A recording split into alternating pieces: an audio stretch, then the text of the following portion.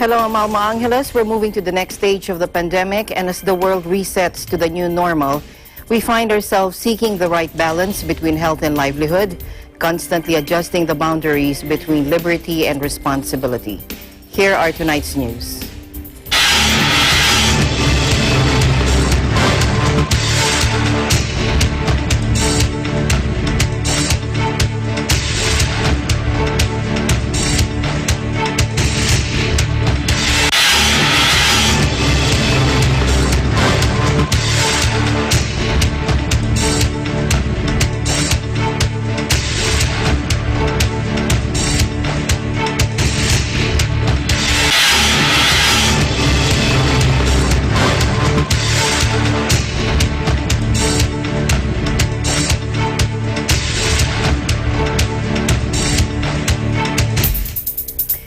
First, let's go to ASEAN news. Vietnam officially opened the 36th ASEAN Summit, a virtual summit held via teleconferencing because of the coronavirus pandemic. Prime Minister Nguyen Xuan Phuc presided over the opening session. Let's listen in. In the early months of this year, COVID-19 has taken a heavy toll on the economy and society of ASEAN member states.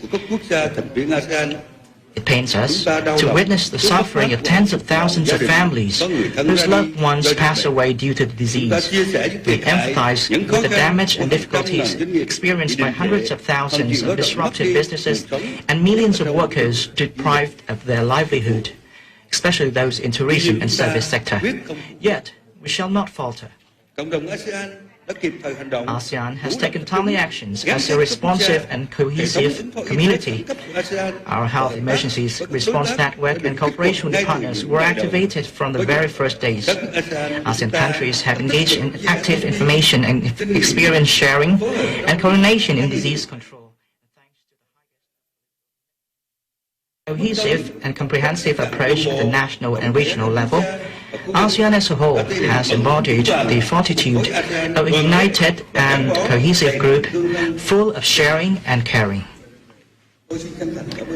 Let me thank you, ASEAN leaders and ASEAN partners, who have joined their hands with Vietnam, the ASEAN chair, in the collective response against the pandemic, especially the strong commitments that you have pledged at this special ASEAN and the ASEAN +3 summits on COVID-19 in April.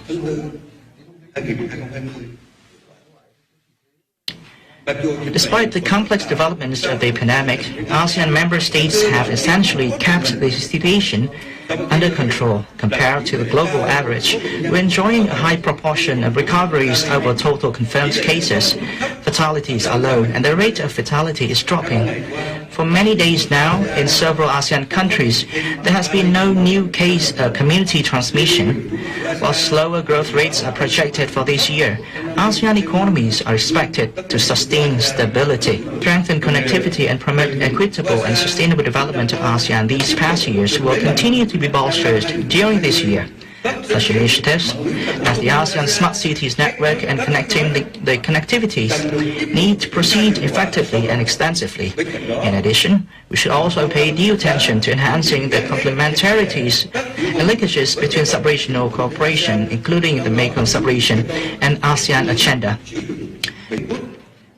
We're strongly committed to economic liberalization and integration, and are determined to quickly conclude the Regional Comprehensive Economic Partnership, RCEP. Vietnam also warned Friday the virus pandemic had swept away years of economic gains as Southeast Asian leaders met online for a summit. The immediate focus for the 10-member bloc is the crippling cost of the coronavirus, which has ravaged the economies of tourism and export-reliant countries such as Thailand and Vietnam. Vietnam's Prime Minister Nguyen Xuan Phuc emphasized the serious consequences of the pandemic for economic development among ASEAN's members. ASEAN General Secretary Lim Jock Hoi confirmed the bleak outlook, warning the region's economy is expected to contract for the first time in 22 years. Moving forward, the ASEAN leaders instructed ministers to craft a comprehensive recovery plan, one that will hopefully be innovative and ambitious, leading to a greener and sustainable future. The leaders adopted a total of 12 outcome documents, including the ASEAN leaders' vision statement on cohesive and responsive ASEAN, ASEAN Declaration on Human Resource Development for the Changing World of Work, Work Plan of the ASEAN Plan of Action to Prevent and Counter the Rise of Radicalization and Violent Extremism 2019 to 2025, and the Terms of Reference of the ASEAN Technical and Vocational Training Council, among others. They also welcomed the ASEAN Economic Ministers' issuance of the Hanoi Plan of Action on Strengthening ASEAN Economic Cooperation and Supply Chain Connectivity in response to the COVID-19 pandemic, as well as the establishment of the ASEAN Response Fund.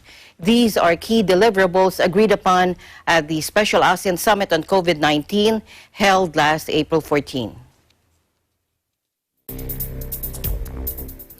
Meanwhile, President Duterte has sought the recalibration of the Association of Southeast Asian Nations, or ASEAN, plans to ensure the region's faster recovery from the coronavirus pandemic. President Duterte made a call on his fellow Southeast Asian leaders when he delivered a 7-minute speech during the 36th ASEAN Annual Summit that was held online for the first time due to the threat posed by COVID-19. Take a look. The COVID-19 pandemic continues to cause disruptive worldwide far-reaching consequences. To survive, we need to make fundamental and systematic changes. And only a cohesive and responsive ASEAN can help us safely navigate out of this perfect storm of crisis. To thrive under the new normal that COVID-19 imposes on all of us. It is in this light that I welcome your plan of action for strengthening economic cooperation and supply chain connectivity. It has laid bare the precarious situation of our workers at home and abroad. The viability of our micro, small, and medium enterprises, or the MSMEs, and the weaknesses of our supply chain network. In order to improve the competitiveness of our workers and industries, we must have faster progress on human capital development. In this regard, we welcome the establishment of the ASEAN TVET, or the TVET Council. We also want the stronger implementation of the ASEAN Consensus on Protection and Promotion of the Rights of the Migrant Worker. For all of us, this uniqueness and this pandemic is unlikely to be one-off event. We must therefore strengthen our region's capacity to address future infectious diseases outbreaks. We can do this by promoting research and capacity building on health technology and development. We must enable the ASEAN Center for Biodiversity to contribute in combating wildlife trafficking to prevent the spread of zoonotic diseases. Your Majesty, Excellencies, not everyone in the horizon is bleak. Viewed through the lens of environment. Thứ ba, các vấn đề khu vực và quốc tế mà chúng ta cần quan tâm. However, aside from the pandemic's negative impact, President Duterte also mentioned the positive aspects that came out of COVID-19, most notably the increase of e-commerce and e-learning, among others. Take a look. Lockdowns have also forced us to take full responsibility of technology and innovation. The adoption of e-commerce, e-learning, video conferencing, and the artificial intelligence have all accelerated by the crisis. We expect many more positive outcomes from this development. we must cross-border activity promoted as to expand the export opportunities for businesses, especially smaller ones. Force experimentation with remote work could spur more service offshoring. This will spread throughout the regions while minimizing harm on the environment. As in previous cases, this pandemic has opened opportunities for green alternatives for our recovery. I join the leaders in asking our ministers to craft a recovery plan that is innovative and ambitious, and one that will lead us to a greener and more sustainable future. The theme of this year's ASEAN Summit is a cohesive and responsive ASEAN. President Duterte welcomed the establishment of the ASEAN COVID-19 Response Fund, in which all ASEAN countries will participate and try to gather funds for the said purpose. The chief executive likewise stressed the need to strengthen ASEAN's capacity as a region to address future infectious disease outbreaks through research and capacity building on health technology development. While the challenges posed by COVID-19 are considerable, the president also underscored that there are other threats that can undermine ASEAN's security and development, such as terrorism, transnational crimes, and natural calamities. President Duterte likewise noted recent incidents in the South China Sea, urging all parties to refrain from escalating tensions and abide by responsibilities under international law, notably the 1982 UNCLOS.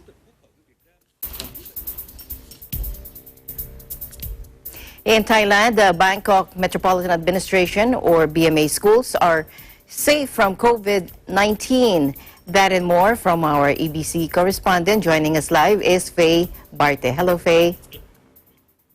Good evening, Thailand. Good evening, Manila, and good morning to other parts of the world. Here are the updates here in Thailand. The BMA, or the Bangkok Metropolitan Administration, has been assigned by the Ministry of Public Health to conduct proactive COVID-19 testing using the Sentinel surveillance system with saliva testing. To this end, the ministry has provided the BMA with 15,210 COVID-19 test kits.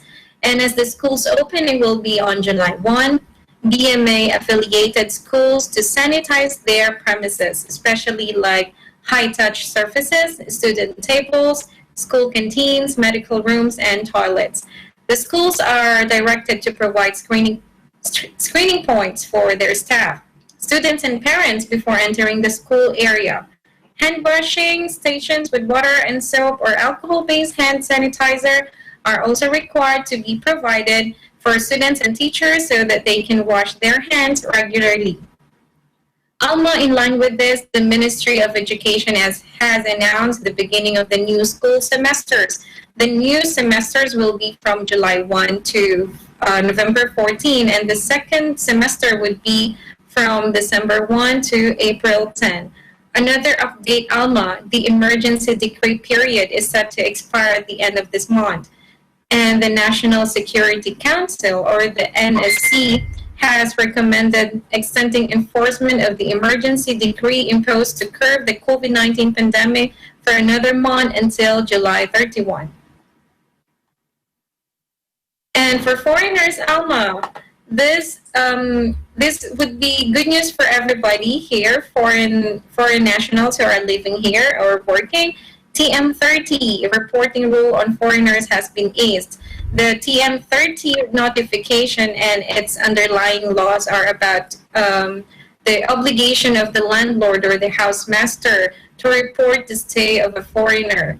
And the property owners will no longer be required to report the presence of foreign tenants in their properties as often as they do now, starting from Monday. Another update that very much beneficial for the foreigners, the Center for COVID-19 Situation Administration, or the CCSA, has released a draft of relaxed measures for foreigners wanting to enter Thailand. They have been divided into two groups. The first group, Alma, would be for foreigners who may apply to go into state quarantine for 14 days. And the second group would be for foreigners who visit the country for a short period and who will have to be observed of medical staff or people who have been assigned by the Ministry of Public Health. The CCSA is in discussions about the details of these measures.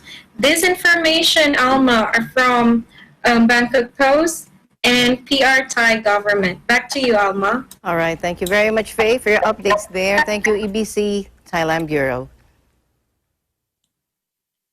Thank you very much, Alma. This is Faye Barte reporting live from Bangkok, Thailand Bureau. I would like to greet and I would just like to say happy weekend to everybody, and we live in very much interesting times. Thank you, Faye. Nearly 100 Rohingya asylum seekers stranded off the coast of Indonesia were pulled to shore by locals, angered at the refusal of authorities to give them shelter over coronavirus fears. Take a look.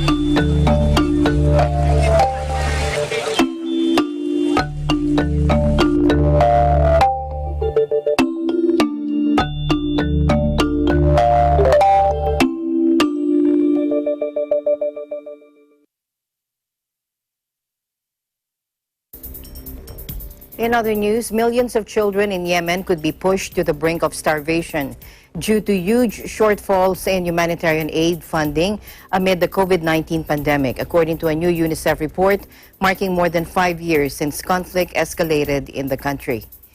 Yemen, 5 years on, children, conflict, COVID-19, and COVID-19 warns that as Yemen's devastated health system and infrastructure struggle to cope with the coronavirus, the already dire situation for children is likely to deteriorate considerably.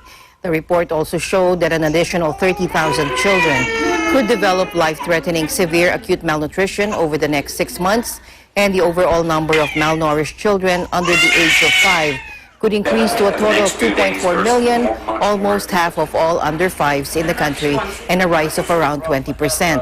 An additional 6,600 children under the age of 5 could die from preventable causes by the end of the year, an increase of 28%. The health system is teetering closer to collapse after years of conflict. Only half of health facilities are operational, with huge shortages in medicine, equipment, and staff. Poor access to water and sanitation is stoking the spread of COVID-19. Around 9.58 million children do not have sufficient access to safe water, sanitation, or hygiene. And with schools closed, 7.8 million children are not able to access education. Widespread absence from class and a worsening economy could put children at greater risk of child labor, recruitment into armed groups, and child marriage. The United Nations has recorded 3,467 children, some as young as 10 years old, recruited and used by armed forces and groups over the last 5 years. The report also warned that unless $54.5 million is received for health and nutrition services by the end of August, 23,500 children with severe acute malnutrition will be at increased risk of dying. Up to 1 million children will not receive vital micronutrient supplements and vitamin A, and 500,000 pregnant and breastfeeding mothers will miss out on essential nutrition support, including counseling on infant and young child feeding and folic acid and iron supplements. 5 million children under the age of 5 years will not be immunized against killer diseases. 19 million people will lose access to health care, including 1 million pregnant and breastfeeding mothers and their children.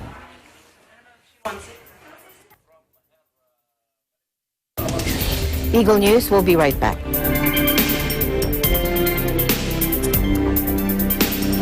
Mula noon hanggang ngayon, gabay natin ang MTRCB ratings sa matalino at responsableng panonood.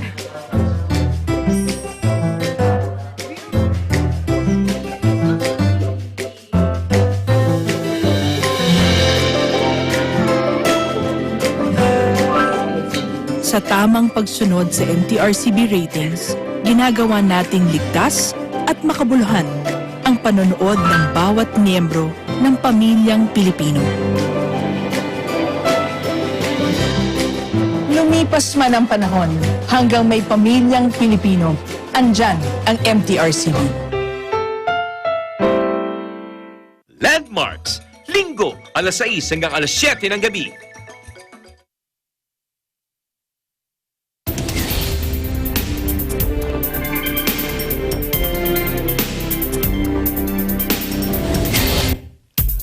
Welcome back. Thousands crowded the beach in the English coastal town of Bournemouth to soak up the sun on the hottest day of the year as lockdown measures are slowly eased. But with officials still warning of another surge in COVID-19 cases. Take a look.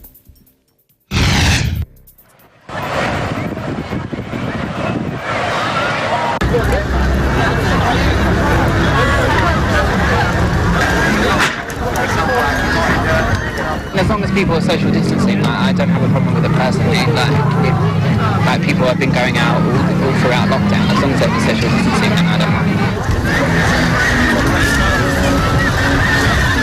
It's lovely, yeah. Obviously having a little sunbathe, kids are happy, in and out the sea. So yeah, nice day for it, isn't it really? Furloughed from work, so what else is there to do? Done enough gardening, gets a bit boring.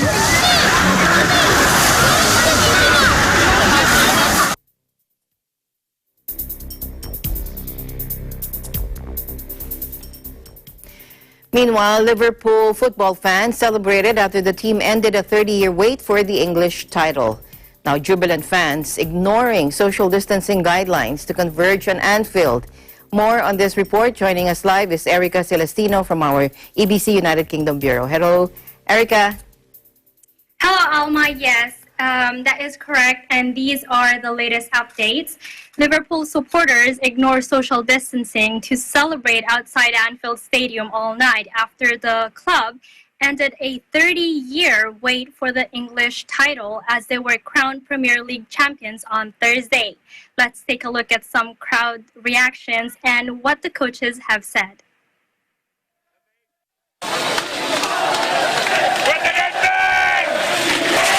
Over the moon, Jürgen Klopp, thank you very much, lad. Get in there! I can't even say how I feel. Amazing, amazing, amazing! It's just amazing, mate. I couldn't wait to watch that match before with Chelsea, and when they got that one all in, the other one kicked off the line. But a draw would have done us anyway, wouldn't it? Amazing, just amazing.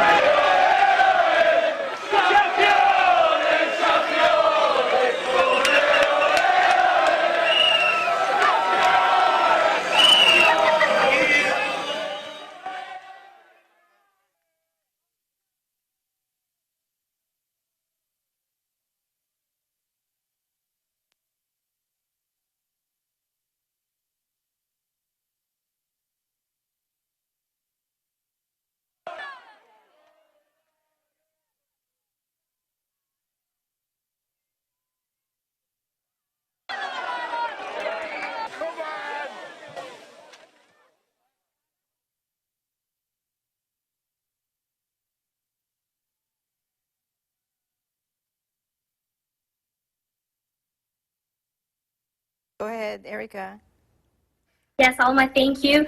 Liverpool, who were drawing close to glory when the coronavirus forced the suspension of English football in March, demolished Crystal Palace 4-0 at their home ground of Anfield on Wednesday to stand on the brink of the title. City needed to win at Stamford Bridge to keep the Premier League alive, but slipped to a 2-1 defeat. Liverpool's 19th English title, which puts them one behind United's record haul of 20, owes much to the transformational impact of Klopp. Liverpool spent years in the shadow of arch-rivals Manchester United during the Alex Ferguson era before being left behind by the massive spending of Manchester City and Chelsea. But Klopp's team are the deserved champions after an incredible campaign that could end in record-breaking style. Klopp, the first German manager to win the Premier League, has been the architect of Liverpool's renaissance since the former Borussia Dortmund boss arrived in 2015. According to Sky Sports, Klopp emotionally stated, "It's such a big moment. I am completely overwhelmed. Tonight it is for you out there. It's incredible. I hope you stay at home or go in front of your house if you want, but not more. We do it together in this moment, and it is a joy to do it for you." Klopp was in tears after Liverpool's long-awaited win, which follows their Champions League and Club World Cup victories last year when they finished just a point behind City in the Premier League. However, thousands of fans, many in face masks, gathered outside Anfield Stadium, lighting flares, chanting, and celebrating with a replica trophy while motorists drove up and beeped their horns. Congratulations poured in from around the world, with basketball star LeBron James, actor Samuel Jackson, and the coaches of Manchester United and Chelsea. Back to you, Alma. All right, thank you very much, Erica, for your update there in the United Kingdom. Stay safe and stay healthy. Thank you so much, Alma, reporting from the United Kingdom. I am Erica Celestino, and we live in interesting times. Meanwhile, the United States on Thursday battled a resurgence of coronavirus cases in a number of states, including Texas, while the World Health Organization has warned that several European countries were also facing dangerous upticks. In the United States, after hitting a 2-month plateau, the rate of new cases is now soaring in the South and West, with the confirmed infection rate nearing levels last seen in April. Texas was among the most aggressive states in reopening in early June. Republican Governor Greg Abbott's office announced in a statement, quote, "The state of Texas will pause any further phases to open Texas as the state responds to the recent increase in positive COVID-19 cases and hospitalizations." Governor Abbott was forced Thursday to halt the state's phased reopening and move to free up hospital beds. He said the last thing we want to do as a state is go backwards and close down businesses. This temporary pause will help our state corral the spread, the governor said, asking residents to wear masks and respect social distancing guidelines. The United States recorded 37,667 cases and 692 deaths in 24 hours, according to the Centers for Disease Control and Prevention, with nearly 122,000 lives lost overall, by far the highest toll in the world. Now, experts blame a patchwork of responses at the official level, the politicization of masks and physical distancing, and the widespread onset of complacency. Unlike Europe and parts of East Asia, the U.S. never climbed down from its peak and is still in the midst of its first wave. Wearing a mask and maintaining an appropriate physical distance are urged in federal guidelines, but that hasn't been made mandatory in many of the regions now seeing surges.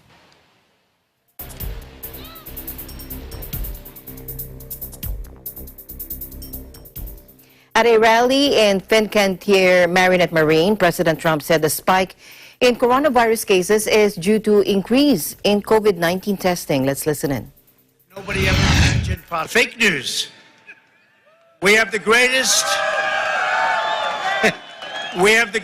testing program in the world. We've developed it over a period of time, and we're up to almost 30 million tests. That means we're going to have more cases. If we didn't want to test, or if we didn't test, we wouldn't have cases. But we have cases because we test. Deaths are down. We have one of the lowest mortality rates. We've done an incredible, historic job.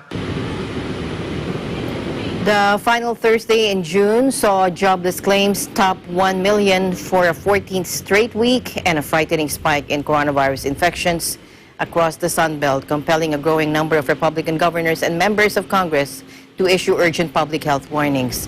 The pandemic, which forced a nationwide shutdown, resulted in millions of job losses, thousands of business closures, and President Trump has spoken optimistically about the recovery, particularly in the wake of surprise jobs report that showed the U.S. gained jobs during the month of May.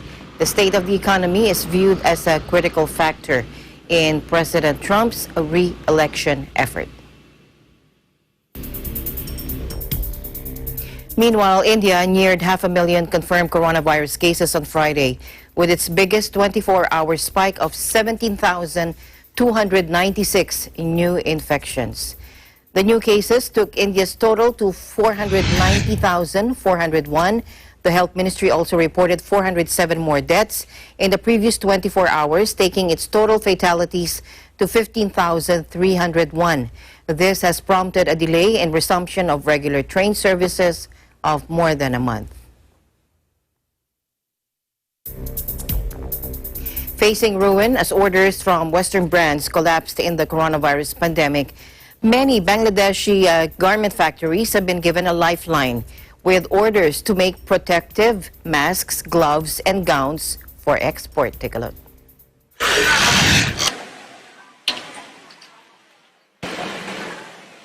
Target for 2020 would be $250 million of PP,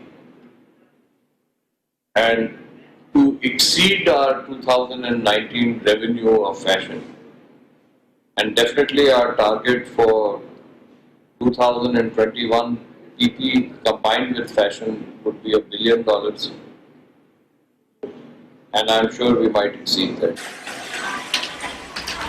Nonetheless, hundreds of thousands of workers who used to work in export-oriented apparel factories in the South Asian country remain jobless, despite the new orders and some recovery in Western markets. At factories in the industrial town of Savar, just north of Dhaka, thousands of workers are now working 8-hour shifts, 6 days a week, making personal protective equipment or PPEs. Bangladesh, over the past 2 decades, became the world's second-largest ready-made garment exporter after China, making clothes for the likes of Primark and H&M. Before the pandemic, it accounted for around 80% of the country's $40 billion annual exports and employed more than 4 million people, many of them women from poor rural villages. But when the world started to go into lockdown, the country's 4,500 manufacturers saw shipments plunge by a staggering 84% in April. About $3.2 million of orders were either canceled or withheld, according to the Bangladesh Garment Manufacturers and Exporters Association, or BGMEA. Meanwhile, Beijing has partially lifted a weeks-long lockdown imposed in the Chinese capital to head off a feared second wave of coronavirus infections after 3 million samples were taken in 2 weeks. Take a look. Dozens of residential compounds across the city were shut down, with authorities rolling out a mass testing campaign to root out any remaining cases. A vast majority of them are linked to the sprawling Xinfandi market in the city's south that supplies about 80% of Beijing's fresh produce and meat. The lockdown was eased on Tuesday for 7 apartment blocks after residents tested negative for the virus, officials said at a Friday briefing. The remaining blocks are still in lockdown. 11 new virus cases across Beijing were announced on Friday, bringing the total number of infections in the capital since the June 11 outbreak to 280. Food market workers and visitors, nearby residents, restaurant workers, and delivery couriers have been the prime targets of mass testing so far as fears began to mount over the hygiene of Beijing's food supply. In the Philippines, the Department of Foreign Affairs said Friday the total number of confirmed coronavirus disease infections among overseas Filipinos has reached 8,417, with 56 new cases recorded mostly in the Middle East and Africa. Most of the active cases are concentrated in the same region. at 2,114, followed by Europe with 456 and the Americas with 148 and the Asia Pacific with 82. As 5,081 have so far recovered from the overall tally, 511 in the Asia Pacific, 420 in Europe, 3,777 in the Middle East, Africa, and 373 in the Americas. The DFA also reported that 23 more Filipinos succumbed to the disease, raising the death toll to 536. The DFA said, quote, given these developments, the DFA assures its steadfast commitment to monitoring the status of our people abroad and effectively facilitating and coordinating the safe repatriation of our nationals affected by this pandemic. Meanwhile, UN Secretary General Antonio Guterres called on the world to strengthen multilateral cooperation, saying a global approach has been the key to addressing the COVID-19 pandemic. Speaking on the eve of the 75th anniversary of the UN Charter, he said the world is in turmoil, struggling with the coronavirus and climate change. The pandemic has laid bare severe and systemic inequalities, and it has underscored the world's fragilities more generally, not just in the face of another health emergency, but also the climate crisis, lawlessness in cyberspace, and the risks of nuclear proliferation again. People are losing ever more trust in political establishments and institutions.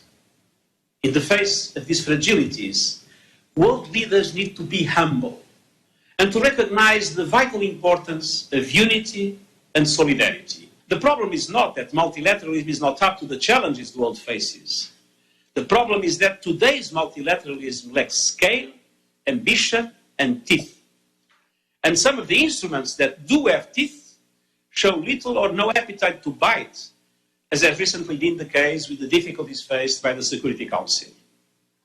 We need to give multilateralism the capacities to confront our challenges, not only to meet immediate needs, but to enable future generations to meet theirs.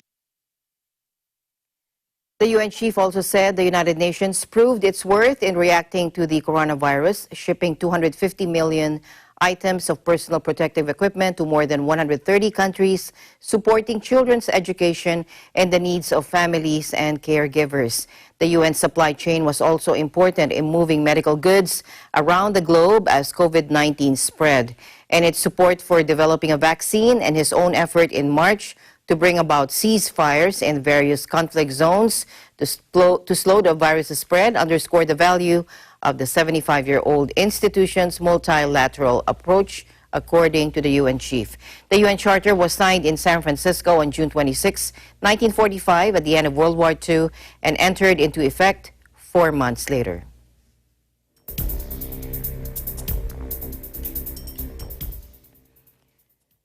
Now, a month has passed since George Floyd was killed while being arrested by the police in Minneapolis, sparking a nationwide movement of protests against racism and police violence in the United States. Let's take a look. Whatever's going on down here is new. You know, nobody has walls up. Everybody's just really on the same footing, and it's a lot of love that we don't normally experience. In the past, you know, it maybe went for a week, for 2 weeks, and then, you know, like every other time, it would just die out. But this time is different. We're done. We're done. We're not having it anymore. People of color, people of any, you know, different gender, sexuality, whatever it is, anyone that's been discriminated is standing up right now. I've been doing my best to make sure my kids are active, to make sure that I'm active, that I'm not just posting, that I'm not just talking, but I'm in the field. Meanwhile, Democrats have pushed sweeping new police guidelines through the U.S. House on Thursday amid a polarizing debate after the high-profile killing of African-American George Floyd sparked nationwide protests and calls for change. The measure, which bans chokeholds and no-knock warrants, restricts officer immunity, combats racial profiling, and establishes a database to track police misconduct, passed largely along party lines. The George Floyd Justice in Policing Act is perhaps the most ambitious set of proposed changes to police procedures and accountability in decades. Backed by the nation's leading civil rights groups, it aims to match the moment of demonstrations that filled streets across the nation. It has almost zero chance of becoming law because President Donald Trump is opposed to the House measure. And on Tuesday, he said the Democrats were aiming to, quote, weaken our police and end officer immunity. Instead, he backs a narrower Senate Republican proposal. Now, that measure was blocked by Democrats on Tuesday, and there were no signs of new negotiations. Senate Majority Leader Mitch McConnell has also said it would not pass the Republican-held chamber.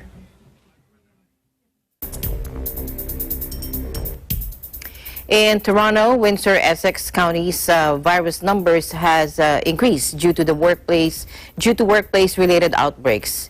Riza Mangilit reports from Toronto.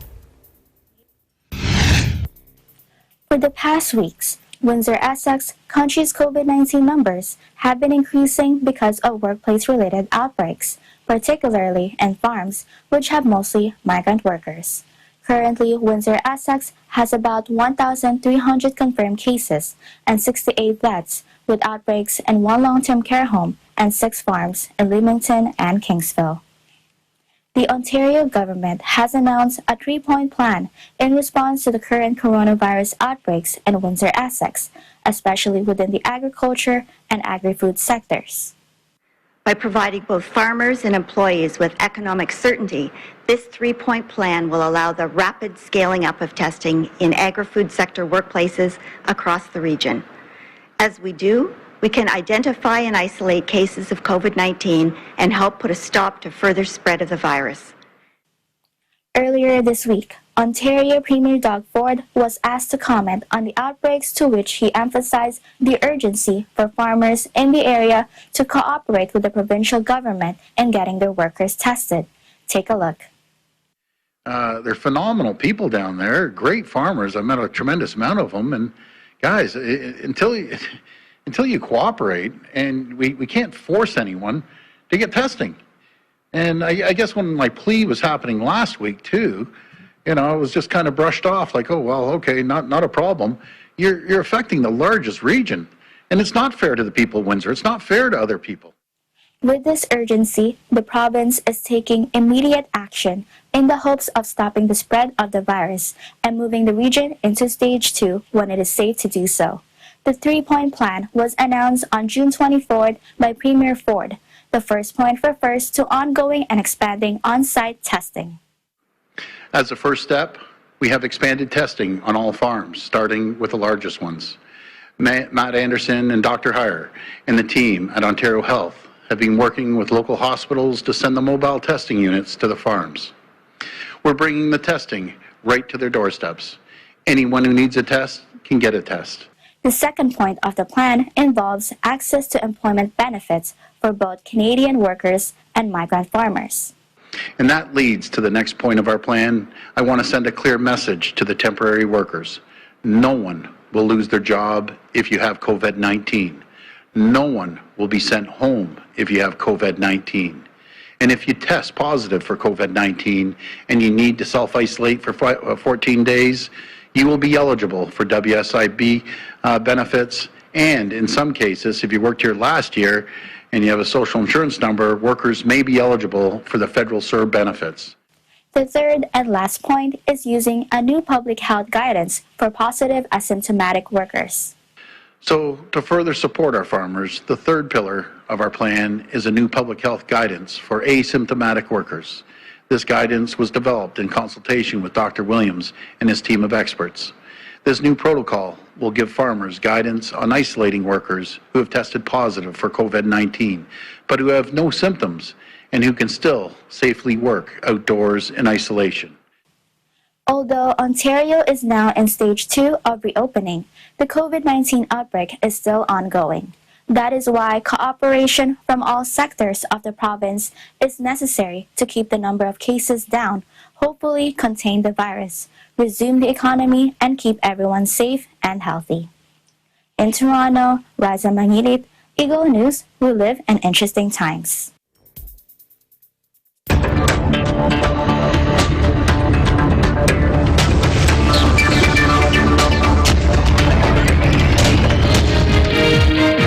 The IMF's financial counselor, Tobias Adrian, said in Washington, D.C. that easing monetary and financial conditions have supported markets and investors, but a rise in leverage and debt is a risk to stability. Let's listen in. We estimate that central banks' balance sheets have increased by over 6 trillion in just 3 months. Such unprecedented actions could have unintended consequences, such as fueling asset valuations beyond fundamental values, simply on expectations of lasting support by policymakers. The unprecedented rise of unconventional tools has surely cushioned the pandemic's blow to the global economy, thus reducing the immediate danger to the global financial system. However, policymakers should be attentive to possible unintended consequences, such as a continued buildup of vulnerabilities in an environment of easy financial conditions. The expectation of continued support from central banks could turn already stretched asset valuations into vulnerabilities. That is especially worrisome in the context of financial systems and corporate sectors that are depleting their buffers during the pandemic. So the easing of financial conditions via monetary policy should be accompanied by a careful assessment of prudential policies, not just in the financial sector, in the non-bank financial sector in particular, but also in the corporate, household and sovereign sector. He also said that reforms after the 2008 great financial crisis have left banks globally in a much better place to weather the storm, but policymakers should carefully consider actions that reduce regulation and oversight.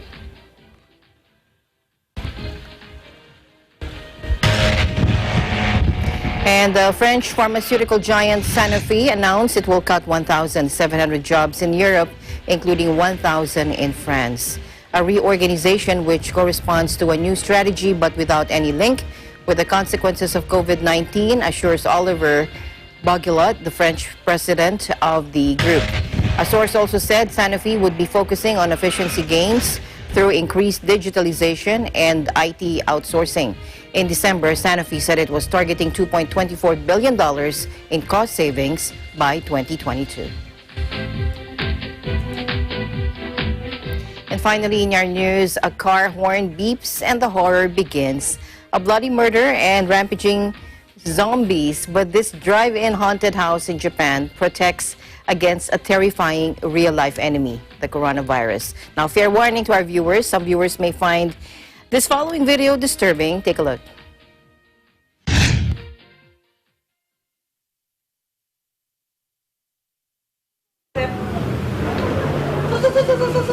車の中にお客さんがいてもらう状態でお客さんに接触しないで外からお化けが脅かすっていう仕組みを作れば、これはコロナの状況でも安心してお客様に喜んでいただけるお化け屋敷が作れるんじゃないかなと思って始めたのがきっかけでした。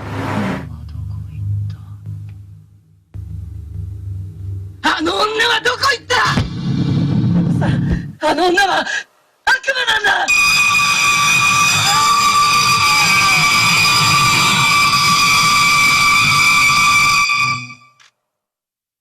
普通のお化け屋敷って歩いていくじゃないですか。だから驚かされたら逃げられるじゃないですか。キャーって逃げていけばお化けから距離を取れるけど、そのドライブインお化け屋敷って車の中にずっと閉じ込められてるので、ずっと逃げられない恐怖っていうのがこの普通のお化け屋敷よりも怖い点っていうところがありますかね。窓を挟んでですけどお客さんとの距離は近くなるなと、ちゃんとソーシャルディスタンスは守られている状態でお客さんとの距離はすごく近くなるんで、なんかすごい反応が間近で見れて面白いなっていうのはすごくありますね。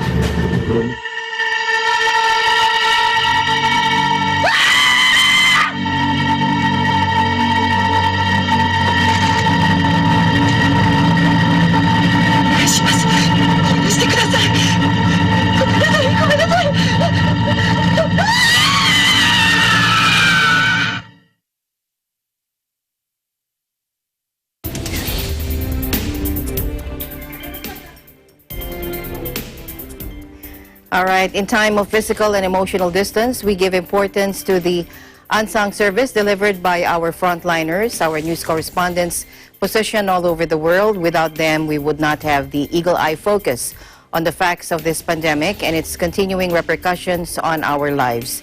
To our international correspondents, thank you for staying in touch with our viewers.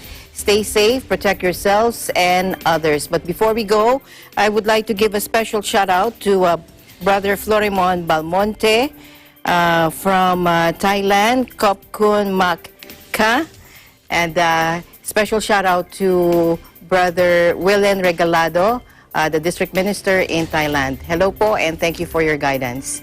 And that's it. We'll see you back tomorrow. Good night. I'm Alma Angeles. We live in interesting times.